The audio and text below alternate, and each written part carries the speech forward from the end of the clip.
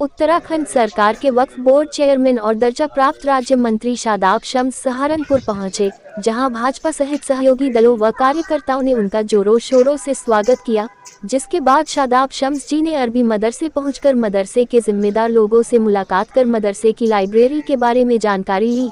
असलम सैफी के निवास पर पहुंचने पर शादाब शम्स जी का फूलमालाएं डालकर स्वागत किया गया। मोहम्मद इरफान के निवास पर पहुंचे दर्जा प्राप्त मंत्री शादाब शम्स का जोरों शोरों से स्वागत किया गया।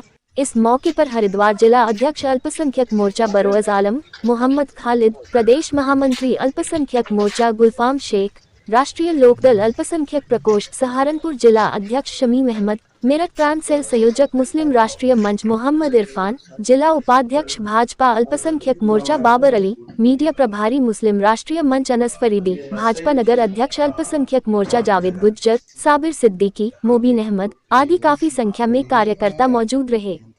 देखिए फरहान अहमद व शादाब मलिक की रिपोर्ट।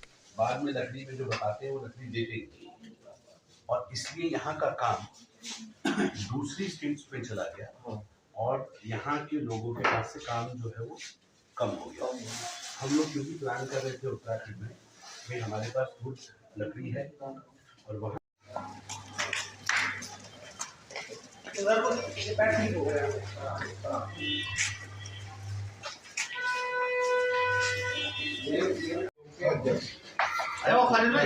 जी बोर्ड के अध्यक्ष काफी अच्छे से एनडीए जो है अच्छा वर्चस्व चल रहा है यहाँ पे। साढ़े साथ ही ठीक है काफी मजबूती से हम लोग जो है खाना भी आगे बढ़ रहे हैं। खाना भी दायित्व के आए उनके तो बहुत अच्छे तालमेल है, तो बहुत बढ़िया सामान लाए थे वहाँ।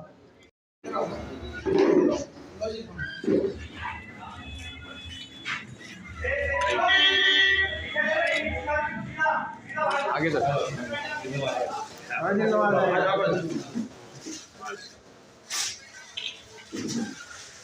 थोड़े पीछे हो जाते थोड़ा खोल के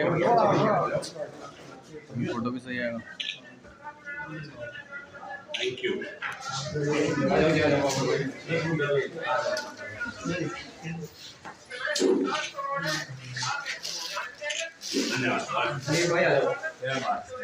हमें अलीज भाई का अपडेट करना चाहिए इस बात ये लो बहुत बढ़िया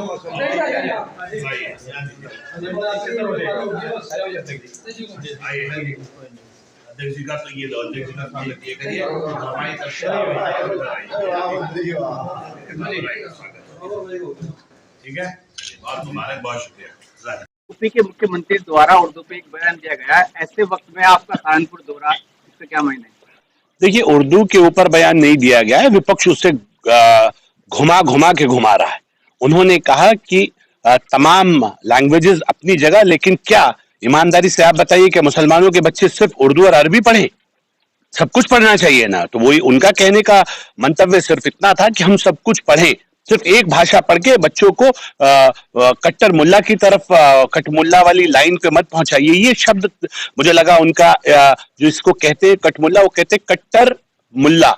वो मुल्ला जो दिखता मौलाना की तरह है लेकिन वो अनपढ़ होता है, उसके पास तरबियत नहीं होती, उसके पास नॉलेज नहीं होती। उन्होंने उस बात को कहा कि वो लोग जो जाहिर अंदर कुछ और है और बातिल कुछ और है, उनके बारे में उन्होंने टिप्पणी की और उनका सीधा सीधा संदर्भ इतना था कि आज जरूरत है तमाम बच्चों को बेहतर एजुकेशन देने की। तो मुसलमानों के बच्चों को क्या दिक्कत है कि क्या मेरे बच्चे सब कुछ नहीं पढ़ेंगे? मेरे बच्चों को भी सब कुछ पढ़ना चाहिए। Hindi, English, math, science, physics, chemistry, bio सब पढ़ेंगे ना मेरे बच्चे। हाफिज कुरान बनने के साथ, हाफिज कुरान के साथ साथ वो सब कुछ बने।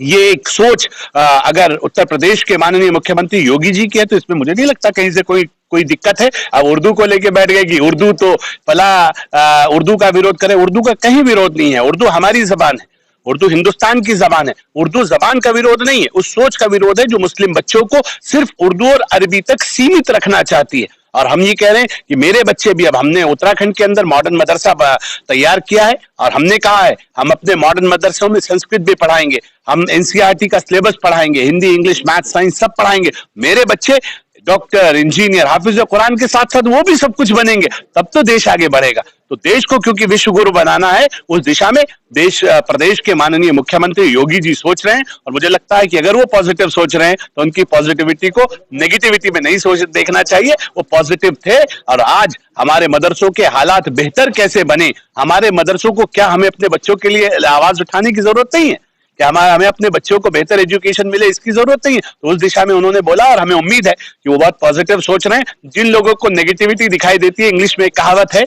Beauty lies on the eyes of the beholder, देखने वाले की आंखों में खूबसूरती होती है। जो नेगेटिव थॉट्स के साथ देख रहे हैं उन्हें नेगेटिविटी दिखाई दे रही है, हम पॉजिटिव देख रहे हैं तो हमें पॉजिटिविटी दिखाई दे रही है। उत्तराखंड में यूसीसी लागू कर दिया गया है, तो ऐसे में जो मुस्लिम शहरी कानून होता है उसका क्या होगा? मैं अल्हम्दुलिल्लाह एक मजबूत मुसलमान हूँ, 3 हज किए हैं, और मैं मजबूत कह रहा हूं तो समझ लीजिएगा कि मजबूत हूं।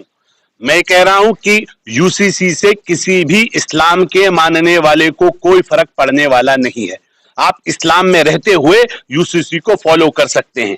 जिन चीजों के ऊपर क्वेश्चन मार्क लगे हैं वो इस्लाम का जरूरी हिस्सा नहीं है। ऐसा नहीं है कि आप अगर 2 निकाह नहीं करेंगे तो आप इस्लाम को मानने में आपको दिक्कत हो जाएगी। ऐसा कहीं नहीं है कि अगर आप 3-4 निकाह करेंगे तो आप बहुत बड़े मजबूत मुसलमान हो जाएंगे। इस्लाम आमाल के हिसाब से चलेगा। आमाल के लिए मैं फिर इस बात को कह रहा हूं, बड़ी जिम्मेदारी से कह रहा हूं, बेटियों को उनका हक बढ़ाया जा रहा है, बेटियों को खुद मुख्तार बनाया जा रहा है। अरे मेरे नबी ने 1400 साल पहले बेटियों को हिस्सा दिया था। आज अगर मेरे नबी होते और उनको पता चलता कि भाई ये तो सरकार कह रही है कि मुस्लिम बेटियों को प्रॉपर्टी का आधा हिस्सा जितना बेटियों को दिया जाए उतना बेटियों को भी मिले, तो मेरे नबी कहते कि बेटियों का हिस्सा 51 कर दो, मैं उसके साथ हूं। तो हम नबी के मानने वाले हैं और इसलिए हम कह रहे हैं कि मेरी सरकारें जो कर रही है, कहीं से कहीं तक किसी भी मुसलमान को यूसीसी से डरने की जरूरत नहीं है। हाँ, आपको रजिस्टर्ड कराने पड़ेंगे। जो निकाह करेगा वो अपने निकाह को रजिस्टर्ड कराएगा, जो फेरे लेगा वो अपने फेरों को रजिस्टर्ड कराएगा। तलाक लेने के बावजूद जब आप तलाक ले रहे होंगे तो आप घर पे बैठ के आप व्हाट्सएप से तलाक नहीं दे पाएंगे। अब आपको तलाक को भी रजिस्टर्ड कराना पड़ेगा। आपकी पर्सनल इंफॉर्मेशन अब आपको शेयर करनी पड़ेगी। और यूसीसी क्या है, ये दुनिया के जो जितने विकसित मुल्क हैं उनमें जाके देख लीजिए, England, German, France, America, Australia, हर जगह यूसीसी लागू है। वहां भी मुसलमान रह रहे हैं और मजबूत मुसलमान रह रहे हैं। वो एक शादी करते हैं और अपनी फैमिली के साथ बहुत शानदार तरीके से रहते हैं। अगर वहां के मुसलमानों को दिक्कत नहीं है तो फिर मेरे यहाँ के मुसलमानों को दिक्कत क्यों?